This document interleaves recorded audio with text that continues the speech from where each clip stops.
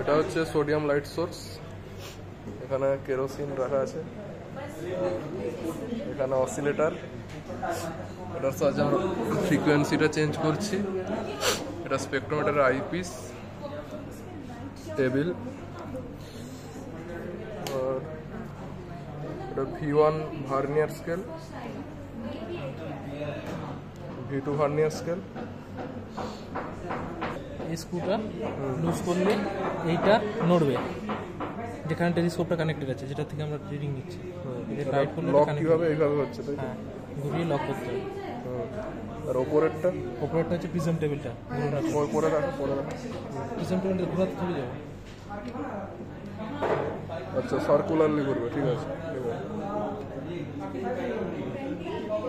এটা হোল্ডার, এখানে quartz crystal আছে। ফার্স্টে আমরা এটা সুইচ অফ করে একটা সেন্ট্রাল ফ্রিঞ্জ পাবো, তাই তো? তারপর একটা অসিলেটরে সুইচ অন করলে ওই ফ্রিঞ্জটা আরও দুটো বা তিনটে দুদিকে।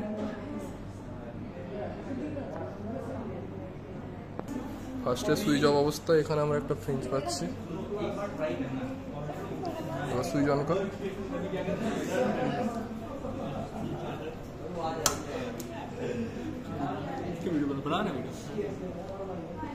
সুইচ অন করার পর এখানে তিনটে আসছে।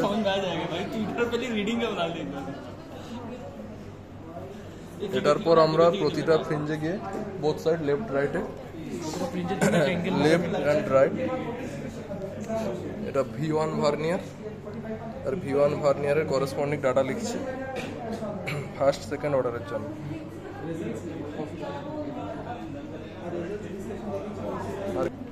যদি ফ্রিঞ্জেস ফোকাস নয় তাহলে এই নবটা ঘোরাতে হবে ফোকাস করার জন্য।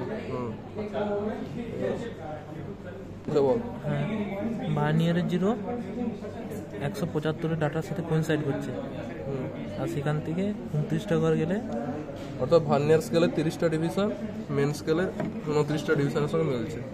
সেখানে আমরা ক্যালকুলেট করে পাচ্ছি vernier equal to 1 minute constant. আর একটি ইনস্ট্রুমেন্টের এটার হচ্ছে ভার্নিয়ার কনস্ট্যান্ট 20 সেকেন্ড, এখানে 60টি ডিভিশন মেন স্কেলের 50-90 ডিভিশনের সঙ্গে মিলছে। ফার্স্টে লেফট সাইডে ক্রসার নিয়ে যাচ্ছিস, তার জন্য করেসপন্ডিং V1 হিন্দি আর ইংলিশ ব্রো, V2তে। হ্যাঁ, you can use English, you can understand. তার জন্য একটা রিডিং আসছে V1 ইংলিশ।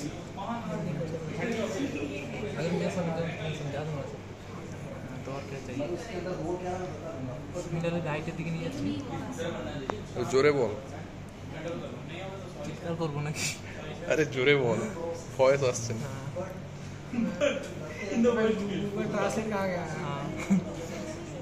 রাইট সাইড নিয়ে যাচ্ছি, তার জন্য ভার্নিয়ার এটা ডিফারেন্ট ব্যাপার।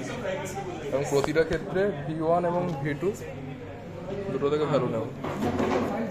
This is the experimental setup.